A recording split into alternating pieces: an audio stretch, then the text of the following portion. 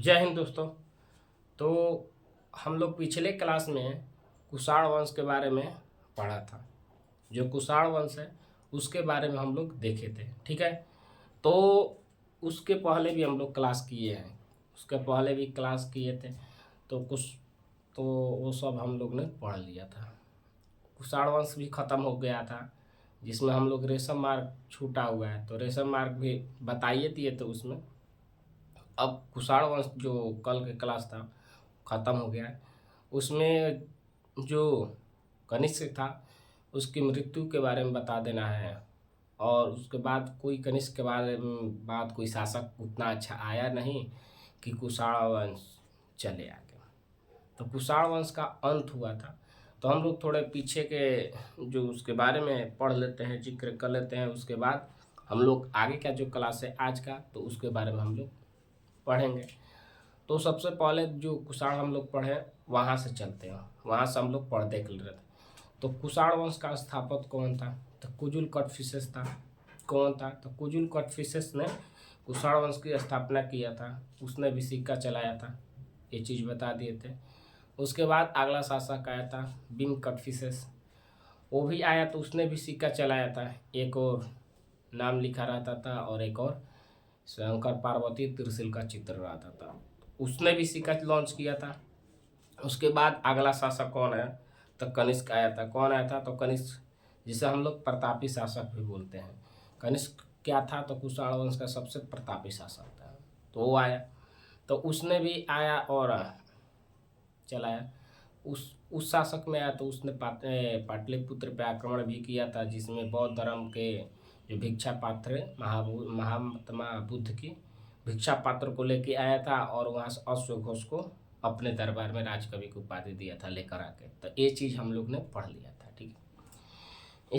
इसके राज दरबार में पार्श्व रहते थे। पार्श्व के कहने पर एक बौद्ध चतुर्थ संगीत भी हुआ था। बौद्ध मन चौथे बौद्ध समिति हुई थी, ठीक।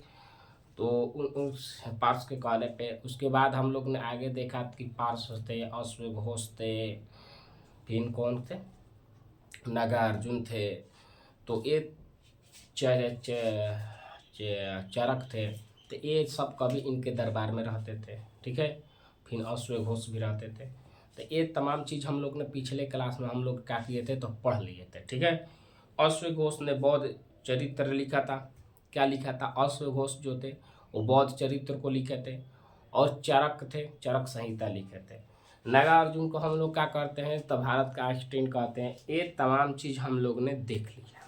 पीछे के जो क्लास है उसमें हम लोग ने पढ़ लिया था कि नागा अर्जुन को क्या बोलते हैं? भारत का आइंस्टीन बोलते थे। ऐसी हम देख लिए। उसके बाद कहा हुआ कि आगे हम लोग ऐसे क्लास करते गए। अब इसके बारे में देख लेते हैं कि इनका क्या हुआ था। तो इन्हीं के समय सबसे नाशपाती का जो खेती हुआ था सबसे पहले किसके? कनिष्क के समय, मैंने कुषाण वंश में ही हुआ था, ठीक है। आगे चल के क्या हुआ कि कनिष्क की मृत्यु हो गई।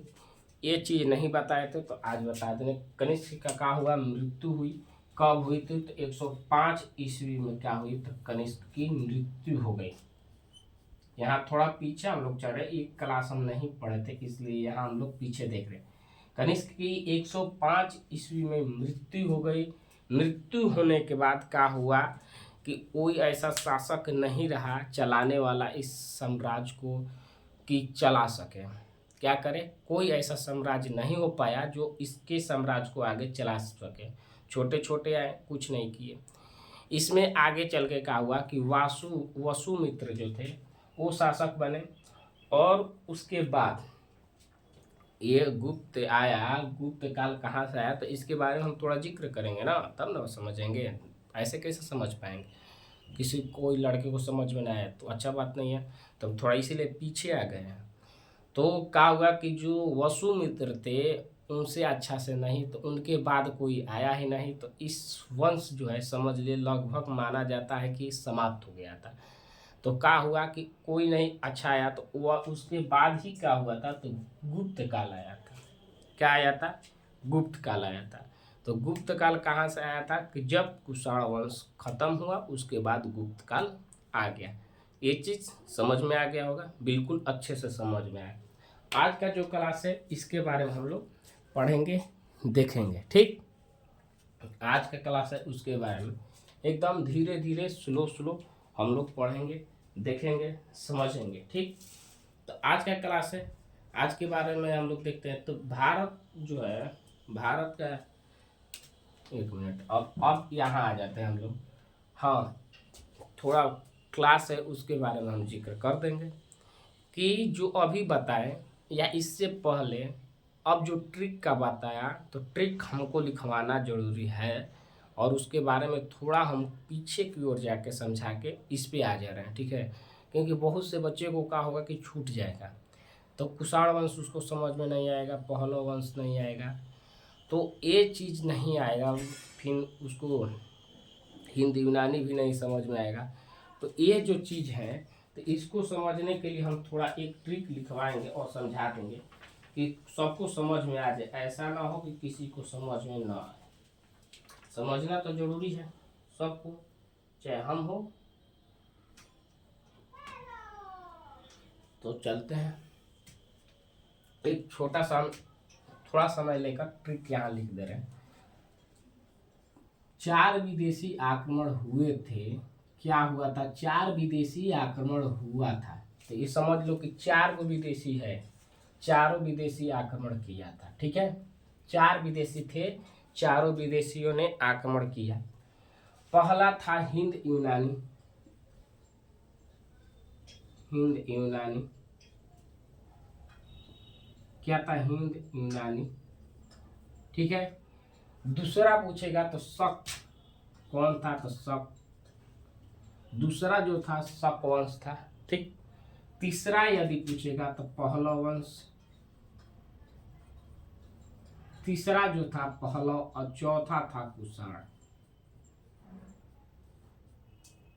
सबसे ज्यादा यही चला था, कुषाण वंशी। देखिए क्लास में देख सकते हो कि वहां से हम जो पढ़ाए सबसे लंबा 2 या 3 क्लास इस पे चला है, तो यहाँ से भी देख सकते हो। तो सब इसका ट्रिक यही था कि यदि पूछेगा कि कौन जो मौर्य वंश था, कौन सा, तो मौर्य वंश जो था उसका जब पतन हुआ, उसका जब पतन हुआ तो ये चारों विदेशी आक्रमण हुए थे। क्या हुए थे? चारों विदेशी आक्रमण हुए थे। तो वहां से तो खत्म होता, चारों विदेशी में सबसे पहला हिंद यूनानी ने आक्रमण किया। कौन सा किया? तो हिंद यूनानी ने आक्रमण किया। उसके बाद अगला शासक आया शक, शक के बाद आया पहलव, और पहलव के बाद कुषाण। तो ये चारों चीज हम पढ़ लिए हैं। ठीक है, ये बताए हैं इसलिए पीछे के क्लास में ये चीज हम समझा दिए हैं। अब आगे चलकर हम इसके बारे में, इसके शासक के बारे में जिक्र करेंगे, बताएंगे, तो वहाँ से ये मत बोल देना कि हमको मालूम नहीं है। जैसे पीछे क्लास में हम शक वंश लाते थे, शक वंश बोलते थे, जो जब हम लोग सातवाहन या उसमें हम लोग पहले जो मौर्य वंश के बाद हम लोग पढ़ते थे, तो वहाँ हम लोग ये शक लाते थे, तो बहुत सी दिक्कत होती थी लड़के को। तो अब ये मत कहना, शक भी हम लोग पढ़ लिए और उधर भी शुंग भी पढ़ लिए हैं। ठीक है, तो ये अब शुंग वंश कहाँ से आया, तो वो हम उस पर भी एक ट्रिक लिखा आते हसीन मसूक शाह, तो वो हमें शुंग आया था। ठीक है, तो ये में शक था, उसमें शुंग वंश था। तो ये तमाम चीज़ हम लोग ने पीछे के क्लास में पढ़ ली है। अभी भी जिसको छूटा होगा वो जाके पढ़ सकता है पीछे के क्लास। आते हैं इधर, इधर आते हैं, इधर हम लोग देखते हैं। ठीक, ये जो अभी बताए ये चीज़ हम लोग पढ़ लिए। जिसका छूटा है वो जाके पीछे के क्लास देखो, यहाँ लिख दे रहे हैं। जो यूट्यूब चैनल है, यूट्यूब पे जाके वहाँ से सर्च कर लो, ऐड ग्रेड डालो, रुद्र लिखो, बड़की RUTR 215 और वहाँ से भी क्लास जाके देख सकते हो, जाके जुड़ जाओ, देखो। ठीक, अब टाइम इधर नहीं, इधर देते हैं हम लोग। तो अब चलते हैं, गुप्त काल कहाँ से आया, तो मालूम चल गया गुप्त काल कहाँ से आया था। तो जब कुषाण वंश समाप्त हो चुका था, माना जाता है कि समाप्त हो चुका था कुषाण वंश, तो उसके बाद ही क्या आया था? गुप्त काल। तो गुप्त काल को हम लोग देखते हैं। तो भारत में गुप्त, भारतीय इतिहास, स्वर्ण, भारत के इतिहास के हिसाब से हम लोग क्या पढ़ते हैं, भारत के इतिहास के हिसाब से भारतीय इतिहास क्या था, तो इस समय को हम लोग स्वर्ण काल बोलते हैं। इस काल को हम लोग स्वर्ण काल बोलते हैं। किस काल को, तो यहाँ थोड़ा समझते हैं, धीरे धीरे हम लोग पढ़ देंगे, समझते हुए चलेंगे। तो भारत के इतिहास के हिसाब से किस काल को हम लोग स्वर्ण काल बोलते हैं? तो गुप्त काल जो है, कौन से काल? गुप्त काल जो है उसको हम लोग स्वर्ण काल मानते हैं। ठीक है, क्या मानते हैं? तो गुप्त काल को हम लोग स्वर्ण काल मानते हैं, यहाँ लिखा हुआ बोर्ड पे। ठीक है, तो भारत के इतिहास के हिसाब से जो स्वर्ण काल है उसको हम लोग गुप्त काल, यानी गुप्त काल का स्वर्ण काल इसे बोलते हैं। ठीक है, अब आगे चलते हैं। इस समय वैश्य को मानते हैं। अब वैश्य माने क्या था? वैश्य माने क्या था, यहाँ थोड़ा के पीछे हम लोग समझते हैं कि ये वैश्य माने क्या था। ये वैश्य किसी को उपासक थे, वैश्य उपासक थे। अब वैश्य माने कुछ अलग मत समझ लेना, गलत चीज मत समझना। वैश्य यहाँ पर वो चीज है, आओ देखो, वैश्य माने विष्णु भगवान है उनके उपासक थे। विष्णु भगवान जो थे तो उनके उपासक थे। किनके? तो विष्णु के उपासक थे। जो विष्णु है, विष्णु के उपासक, तो जो विष्णु भगवान है उनके उपासक है। तो वैश्य के मतलब समझ में आ गया कि वैश्य मतलब विष्णु के उपासक थे। ठीक है, यहाँ तक क्लियर है, कोई डाउट नहीं है। गुप्त काल में, गुप्त काल को भारतीय इतिहास के हिसाब से हम लोग स्वर्ण काल बोलते हैं। इस समय वैश्य को मानते थे। वैश्य माने विष्णु के उपासक थे, विष्णु भगवान की पूजा करते थे, विष्णु भगवान के जो नियम है उनके आधार पर ये लोग चलते थे। ठीक है, इतना चीज समझ में आ गया।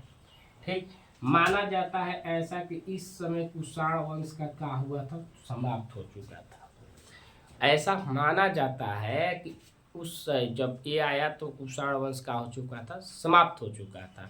अब चलते हैं, हम लोग जब भी मुगल बोल रहे हैं, मगध साम्राज्य पढ़े तो उसमें हम लोग बिहार के ओर देखते थे। ठीक है, बिहार में जो शासक था, या सब लोग बिहार को वरीयता देते थे, बिहार के वरीयता उसको मानते थे, उस वहाँ आके रहना चाहते थे, वहाँ शासक करना चाहते थे।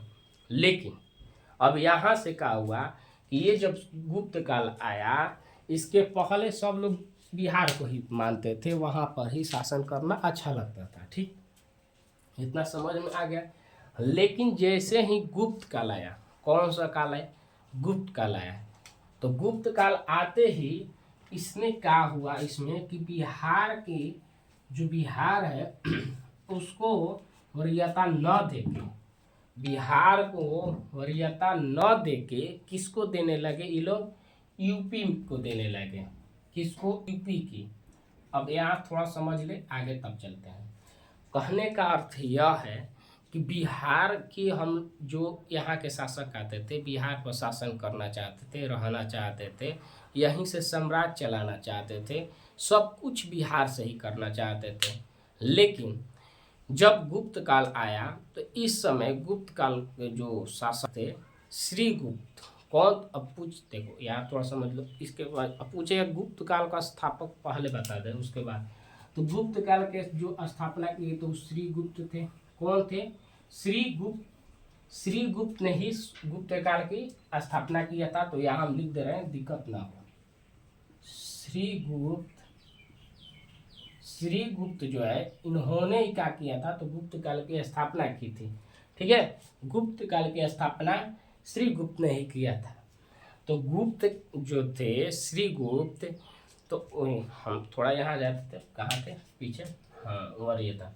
तो इसने इन्होंने स्थापना किया, लेकिन बिहार को वरीयता न, मानी बिहार को ऐसा सब लोग यहाँ से शासन किया, बहुत से अच्छा से चलाया यहीं से, लेकिन ये जो इनको ऐसा लगा कि यहाँ से चलाना अच्छा बात नहीं है। क्या है? अच्छा बात नहीं है। तो इन्होंने, अब कैसे होता है कि सब लोग देखो, जो मान लो कि माता पिता है, तो माता पिता हम लोग के कहाँ गांव में रहते हैं, गांव से ही बोलते हैं कि वहीं से रहो, वहीं से मैंने जो भी, उसके बाद सिटी में भेजते हैं पढ़ने लिखने के लिए, तो हम लोग पढ़ने लिखने आ जाते हैं। तो हम लोग का जो आया, हम मान लो कि हम हैं, तो हम आए तो हम देखें कि नहीं, वहाँ से अच्छा है कि हम जहाँ पर सिटी में हैं वहीं से रहें और वहीं से बच्चों को पढ़ाई लिखाई, समझ रहे हो, गांव से नहीं यहाँ से।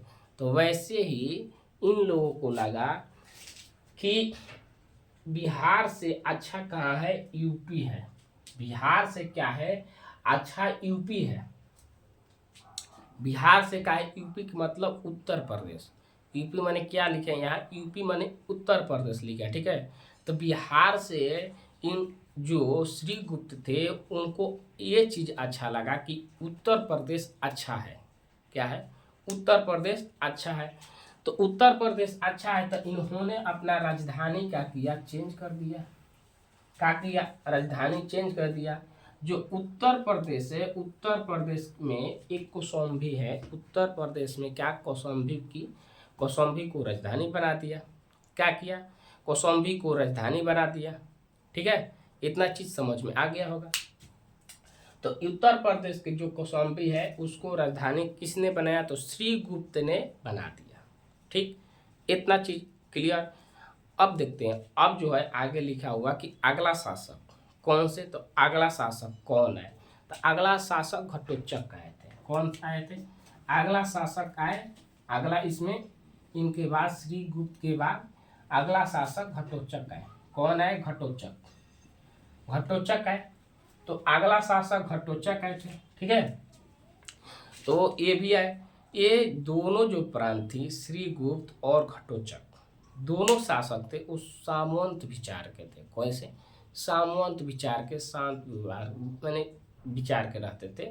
सामंत विचारधारा पे ये लोग चलते थे। ठीक है, इतना तक क्लियर हो गया कि ये जो थे सामंत विचार के धारा पे चलते थे, श्रीगुप्त और घटोत्कच दोनों। इतना में किसी को दिक्कत है तो बताओ। ठीक, इतना में किसी को दिक्कत है, नहीं होगा। एकदम धीरे धीरे हम लोग चल रहे हैं, कहीं दिक्कत नहीं होगा, तोड़ तोड़ के बता देंगे, यहीं पर याद हो जाएगा। क्योंकि घर पे जाके कोई इसको बाद में जो, देखो एक चीज़ बताते हैं, हम हो या कोई हो, यदि एक बार कोई किसी भी फिल्म को देख लेता है, कोई भी फिल्म को एक बार देख लेता है, तो वो फिल्म को दोबारा देखने नहीं जाता, मैंने दोबारा फिल्म देखने को मन नहीं करता है। तो फिल्म जब हम लोग देखते हैं तो उस पर ध्यान जो होता है एकदम एकत्रित करके देखते हैं, उसका सब बात दिमाग में आ जाता है, याद हो जाता है, याद हो जाता है। तो उसके बाद हम लोग दोबारा जब देखते हैं ना तो वो चीज़ नहीं देख पाते, कहते अच्छा नहीं वो ये आगे चीज़ ये होगा ये होगा। जो पहली बार देखने में अंदर से होती है बेचैनी या उत्साह देखने के लिए, वो दोबारा जो देखते हैं उसमें नहीं होता है। ठीक, जैसे किसी एक से प्यार किए हो, उससे ब्रेकअप हो जाए तो दूसरे से जब करते हो तो उतना अच्छा से नहीं कर पाते हो जितना पहले वाले से किए हो। ठीक, ऐसे ये सब अफवाह करना मत। ठीक है, किसी से करना मत। यहाँ थे तो वैसे ही हम लोग क्या हुआ कि हम लोग कहाँ थे, हाँ इस बात पे कर रहे थे। तो कहने का अर्थ यह है कि हम इतना धीरे से हम पढ़ाएंगे, इतना धीरे धीरे चलेंगे, यहीं पे 2 बार 3 बार एक चीज़ को रिपीट करके यहीं पर याद करा देंगे कि दोबारा वीडियो देखने के ना कोशिश करो, दोबारा देखबे मत करो। जो एक बार देख लियो ना तो तुमको दिमाग पे ये चलता रहे कि नहीं हमको ये चीज़ है। हम जैसे ही बोले कुषाण माना जाता है कि जो कुषाण वंश समाप्त है, तो तुम्हारे दिमाग पे कुषाण वंश बोले कि समाप्त, आगे आ जाएगा दिमाग पे कि बिहार में ये लोग वरीयता नहीं देते थे, बिहार का वरीयता नहीं देते थे, उत्तर प्रदेश को देते थे। उत्तर प्रदेश में जो कौशाम्बी है उसको राजधानी बना दिए। श्रीगुप्त जो थे बिहार को वरीयता नहीं देते थे। ठीक है, गुप्त काल में।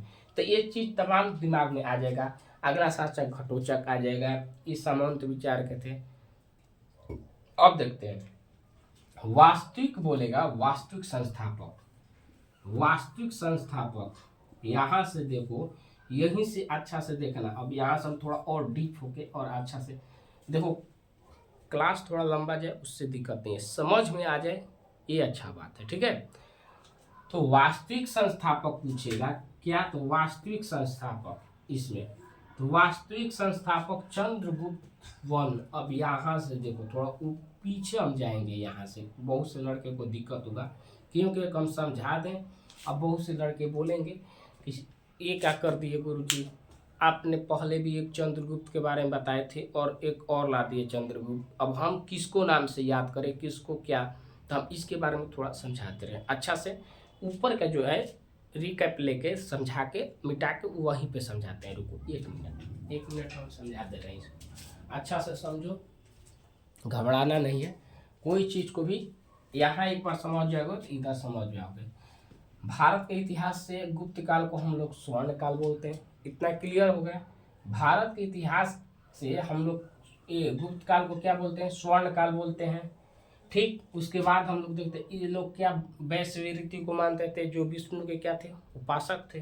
ठीक है, कुषाण वंश माना जाता है कि समाप्त की ओर चला दिया था, कुषाण वंश समाप्त हो चला था। बिहार को ये लोग वरीयता नहीं देते थे, गुप्त काल के जो शासक थे वो बिहार की वरीयता नहीं देते थे, उत्तर प्रदेश को मानते थे। किसको मानते थे, तो उत्तर प्रदेश को मानते थे। और यहीं पर अपना राजधानी कौशाम्बी को बना दिया। क्या किए, कौशाम्बी को बना दिए। पूछेगा कि गुप्त काल का संस्थापक कौन था, तो श्रीगुप्त थे। कौन थे, श्रीगुप्त। उसके बाद अगला शासक आया था, अगला शासक कौन है, घटोत्कच आया, और ये सामंत विचार का था। अब इसके बारे में हम लोग वास्तविक संस्थापक कौन थे, तो चंद्रगुप्त थे, चंद्रगुप्त वन। अब यहाँ से हम थोड़ा पीछे जाएंगे, वहाँ से हम लोग पढ़ के उसके बाद हम लोग आ जाएंगे। यहाँ थोड़ा पीछे जा रहे हैं हम लोग, तो मौर्य वंश में थोड़ा चलते हैं। मौर्य वंश में यहाँ से हम लोग तुलना करते चलेंगे मौर्य वंश से, और यहाँ थोड़ा कुछ तुलना करेंगे जो शब्द है। तो मौर्य वंश में हम लोग देखते हैं कि जो चंद्रगुप्त मौर्य थे, वहाँ देखो यहाँ चंद्रगुप्त है, कौन से है, चंद्रगुप्त है, और वहाँ थे चंद्रगुप्त मौर्य। कौन थे, चंद्रगुप्त मौर्य। तो ये मगध के शासक करते, ये इससे पहले इसे इन्होंने किसको, तो घनानंद को हराया था। ठीक, घनानंद को हराया था, और घनानंद को हराया था। और इनके गुरु कौन थे, चाणक्य थे। चंद्रगुप्त मौर्य के गुरु कौन थे, तो चाणक्य थे। ठीक, लेकिन यहाँ पर हम देखेंगे कि चंद्रगुप्त वन है, चंद्रगुप्त वन माने चंद्रगुप्त प्रथम, चंद्रगुप्त प्रथम। इसमें द्वितीय भी आएगा, तो द्वितीय कब आएगा, तो समुद्रगुप्त के बाद आएगा, तो इसमें बताएंगे। ठीक है, तो चंद्रगुप्त वन हुए। ठीक, चंद्रगुप्त वन ये मौर्य वंश के संस्थापक थे, और ये जो है ये कौन से काल में है, तो गुप्त काल में है। ठीक है, तो यहाँ से घबराना मत। चंद्रगुप्त मौर्य ये मगध के साम्राज्य थे, चाणक्य क्या थे, तो चेला थे, और इन्होंने घनानंद को हराया था और अपना मगध पे मौर्य वंश की स्थापना किया था। ठीक है, उसके बाद ये शासक आया था बिंदुसार, उसके बाद क्या आया था, अशोक। तो एक चीज़ तमाम पीछे हम लोग क्लास में पढ़े थे, यहाँ से कन्फ्यूजन मत होला। ये मौर्य वंश का है, चंद्रगुप्त देखो यहाँ लिखा हुआ है ना, तो मौर्य वंश चंद्रगुप्त। तो पूछेगा चंद्रगुप्त मौर्य, तो मगध को हो गया। लेकिन यहाँ देखो चंद्रगुप्त वन लगा दिया, तो समझ जाना कि ये गुप्त काल के हैं। किस काल के हैं, गुप्त काल के हैं। ठीक है, तो गुप्त काल में चंद्रगुप्त प्रथम जो थे, उन्होंने कहा हुआ कि अगला शासक और वास्तविक संस्थापक बने। क्या बने, वास्तविक संस्थापक। अब देखते हैं, इन्होंने लिच्छवी की राजकुमारी से शादी किया, लिच्छवी के महारानी से क्या किया, रानी से शादी किया। ठीक है, और जब शादी किए तो उसके बाद क्या किया, इन्होंने सिक्का लॉन्च किया। क्या किया, राजा और रानी का सिक्का लॉन्च किया था। तो पूछेगा कि चंद्रगुप्त जो वन थे, उन्होंने सिक्का लॉन्च किया था, तो उस पर राजा और रानी दोनों थे। ठीक है, सिक्का इन्होंने भी लॉन्च किया था। ये प्रथा देख लीजिए, कब ले हम लोग पढ़ा था, कुषाण वंश में कुल कटफिशेस था, उसने सिक्का लॉन्च किया, बिंग कटफिशेस ऐसे का क्या आया था, तो ये सब देखे थे वहाँ से ही। तो ये इन्होंने राजकुमारी से क्या किया, विवाह किया, और सिक्का पर राजा और रानी का लाया था। ठीक है, चंद्रगुप्त वन जो थे उन्हें महाधिराज भी हम लोग बोलते हैं। महाधिराज की उपाधि धारण करने वाले चंद्रगुप्त वन द्वितीय थे। महाधिराज की उपाधि धारण करने वाले चंद्रगुप्त वन थे। कौन थे, चंद्रगुप्त वन। ठीक है, इतना हो गया। अब देखो यहाँ, जब चंद्रगुप्त वन की शिक्षा मिला, चंद्रगुप्त वन की जो शिक्षा मिला कहाँ से मिला, तो उज्जैन से मिला था। कहाँ से मिला? उज्जैन, ठीक, उज्जैन से मिला। लेकिन यहीं पर पूछेगा कि चंद्रगुप्त वन जो पूछेगा शिक्षा कहाँ मिला था तो उज्जैन मारना, और चंद्रगुप्त मौर्य के जो पूछेगा शिक्षा कहाँ मिला था, चंद्रगुप्त वन जो मौर्य है उनकी शिक्षा कहाँ मिला था तो तक्षशिला मिला था। कहाँ मिला था? तक्षशिला। ये याद करके रखना है क्योंकि थोड़ा सा ही अंतर है, यहाँ लिखेगा चंद्रगुप्त प्रथम और यहाँ चंद्रगुप्त मौर्य। तो जब क्वेश्चन हम लोग देखो क्या होता है ना कि एग्जाम सेंटर पहुंचते हैं ना तब पूरा क्वेश्चन नहीं पढ़ पाते हैं। क्या होता है, बहुत से लड़का कोई पढ़ ही नहीं पाता है, वो देखा कि चंद्रगुप्त लिखा हुआ है केवल, वो चंद्रगुप्त देखा, प्रथम नहीं देखेगा, मौर्य नहीं देखेगा, वो फटाक दिया ऑप्शन पे चल जाएगा चंद्रगुप्त है। चंद्रगुप्त शिक्षा कहाँ से लिया था, एक गायब कर देगा, मौर्य गायब कर देगा और प्रथम गायब कर देगा, चंद्रगुप्त कहाँ से शिक्षा प्राप्त किए थे। ऑप्शन में दे देगा तक्षशिला, ऑप्शन में दे देगा उज्जैन, दोनों दे देगा और दो दे देगा, ठीक है। अब वहां ये नहीं देगा लड़का कि चंद्रगुप्त मौर्य पूछा है कि चंद्रगुप्त प्रथम पूछा है, फटाक दिया क्या करेगा कि फट दिया, ये देखा मार दिया इस पे तक्षशिला पे मार दिया।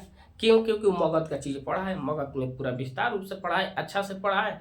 और मगध के पूछे चंद्रगुप्त मौर्य जो चाणक्य के शिष्य थे, उन्होंने तक्षशिला से प्रशिक्षा लिया था। तक्षशिला के चाणक्य का थे तो आचार्य थे, वहीं से शिक्षा लिए थे, फट ये मार देगा तक्षशिला।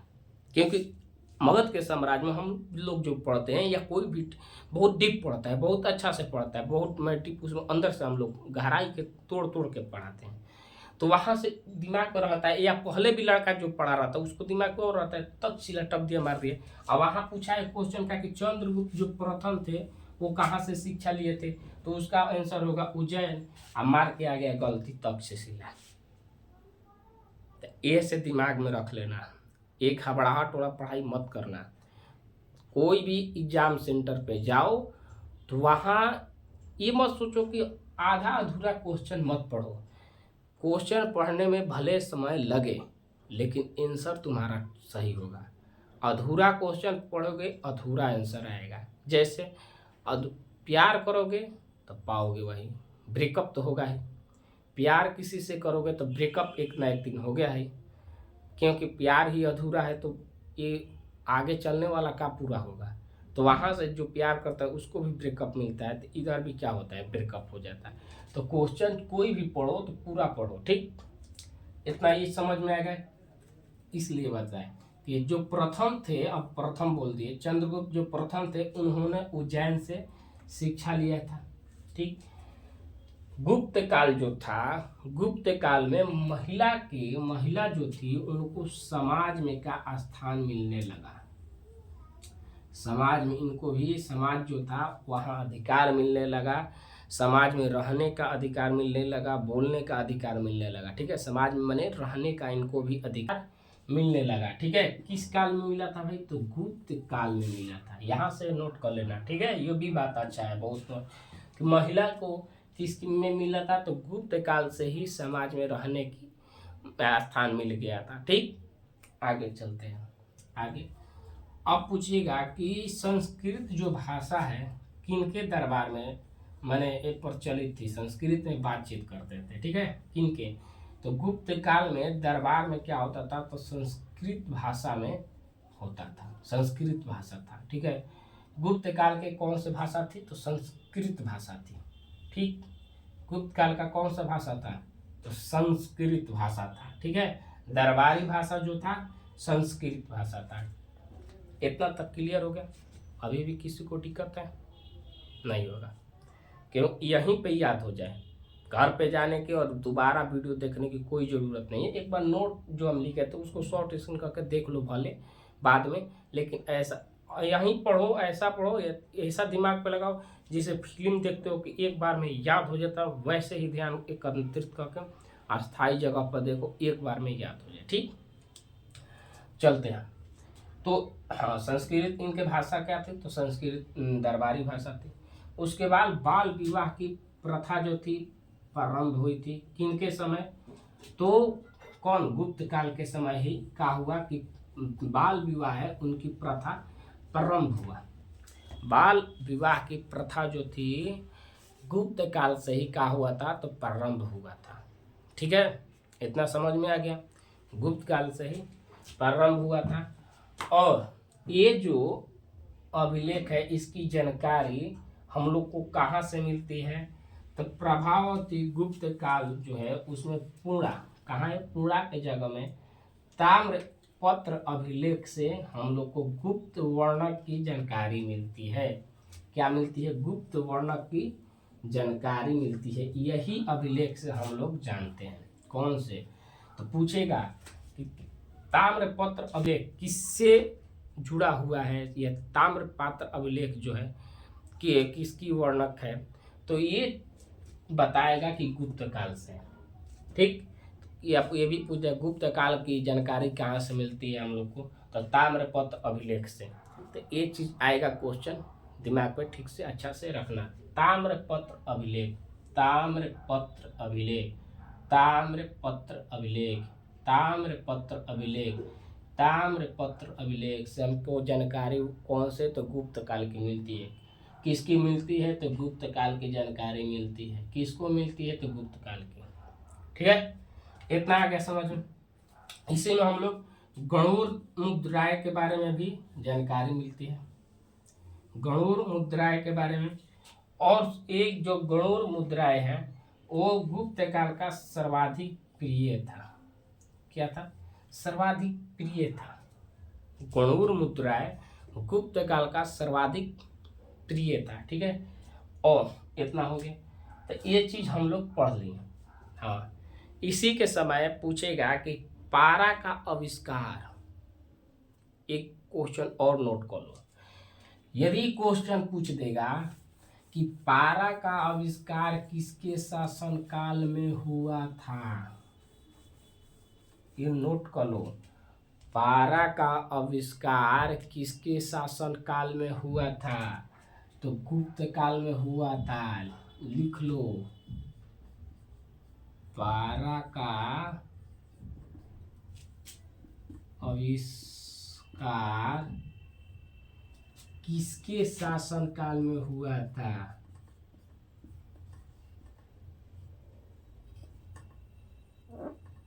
किसके शासन काल में हुआ था। तो पारा का आविष्कार गुप्त काल में हुआ था। किसके, तो गुप्त काल में ही हुआ था। ठीक है, ये नोट कर लेना, याद कर लेना। और यहाँ से पीछे हम लोग जाएंगे तो जो कुषाण वंश है उसमें हम लोग क्या पूछे थे, तो उसमें हम लोग देखे थे कि जो नाशपाती है, क्या नाशपाती, नाशपाती की खेती कहाँ से, कौन से काल में शुरुआत हुई थी, या किस वंश में हुई थी, तो कुषाण वंश में हुआ था। ये भी नोट कर लेना। कनिष्क जब साम्राज्य था तो उस समय क्या हुआ था कि नाशपाती के खेती शुरुआत हुआ था, प्रारंभ हुआ था। तो ये भी बता दिए। और उसमें ये भी बताए थे कि मानसून जो है, मानसून, मानसून कौन से काल में हुआ था, माने उसका खोज कौन से काल में हुआ था, तो कुषाण वंश, कुषाण वंश जो था उसमें मानसून की खोज हुई थी। तो ये पीछे क्लास में हम बता दिए हैं। ठीक है, ये जाके वहाँ से देख लोगे, जिसका भी छूटा होगा वो जाके पीछे क्लास देख ले। ठीक, अब बार बार शुरू में थोड़ा बता दिया, अब हमेशा नहीं। तो हाँ, ये बता देंगे कि कहाँ से देख पाओगे, तो यहाँ देखो, यहाँ थोड़ा समझा दें कि YouTube जो सर्च होता है ना, वहाँ ऐसे सर्च रहता है, उस पर छुओ, टच करो, और उसके बाद @ ए नहीं लिखना है, ए नहीं है, वो @ है। क्या है, तो @ जो होता है उसको टिपना, उसके बाद बड़की आ, रुद्र DR 215, इस पे सर्च करना, और वहाँ से चैनल को क्या करना, सब्सक्राइब कर लेना। सब्सक्राइब करो, वीडियो जो देखो उसको लाइक भी कर दो। क्या करो, लाइक करो, और अपने जो दोस्त हैं उनके पास शेयर भी करो। क्या करो, तो इसको शेयर भी करो, शेयर भी करो। क्या करो, शेयर भी इसको करते रहो। तो ये चीज़ करो, सब्सक्राइब करो, शेयर करो, लाइक करो, ठीक। यदि कुछ ना समझ में आए या कोई दिक्कत है तो कमेंट करो, ठीक है, हम बताएंगे। तो ये चीज़ तमाम हम लोगों ने देख लिया गुप्त काल। अभी आज ही नहीं, आज एक जो क्लास है क्लास 1 है, ये क्लास क्या है तो 1 है। अभी इसमें और क्लास 1 है और इसमें 2 भी आएगा, 3 भी आएगा, ऐसे कह करके हम लोग पढ़ेंगे। तो अभी तो हम लोग इनके बारे में तो चंद्रगुप्त प्रथम के बारे में देखा, अभी और आगे देखेंगे और ऐसे आते रहेंगे। और इस शासक में बहुत अच्छे से समुद्रगुप्त के बारे में हम लोग पढ़ेंगे, चंद्रगुप्त द्वितीय के बारे में पढ़ेंगे, ऐसे ऐसे कह के हम लोग आगे भी पढ़ते रहेंगे, ठीक है। फिर आगे ऐसे कह के फिर आगे अंश आएगा। ये तो अभी प्राचीन भारत हम लोग पढ़ रहे हैं, क्या पढ़ रहे हैं, प्राचीन भारत। प्राचीन भारत के बाद कौन सा आएगा तो मध्यकालीन। मध्यकालीन में जो मुस्लिम आक्रमण थे, बाबर, अकबर, ये जहांगीर, शाहजहां, ये तमाम चीज़ के बारे में हम लोग पढ़ेंगे। उसमें प्यार मोहब्बत के फूल खिलेगा, कैसा अनारकली डिस्को चली, तो उसमें हम लोग अनारकली के बारे में भी देखेंगे, तो उसमें और अच्छा लगेगा। लेकिन अभी बहुत दूर है, अभी इधर हम लोग पढ़ना है, चोल वंश पढ़ना है, तो ये तमाम चीज़, पाल वंश पढ़ना है, तो अभी बहुत लंबा क्लास है। तो प्राचीन खत्म होगा तब मध्य में जाएंगे, तो ये चीज़ हम लोग ने पढ़े, ठीक है। ये जो क्लास हम लोग पढ़ रहे हैं वो हिस्ट्री का फाउंडेशन बैच है। कैसा है तो हिस्ट्री का फाउंडेशन बैच है, इसमें प्राचीन, मध्य और आधुनिक तीनों पढ़ेंगे। तो मिलते हैं जो कल का क्लास है उसमें, और मन लगा के पढ़ो और वीडियो को शेयर करो, ठीक है। तो मिलते हैं कल के क्लास में। जय हिंद।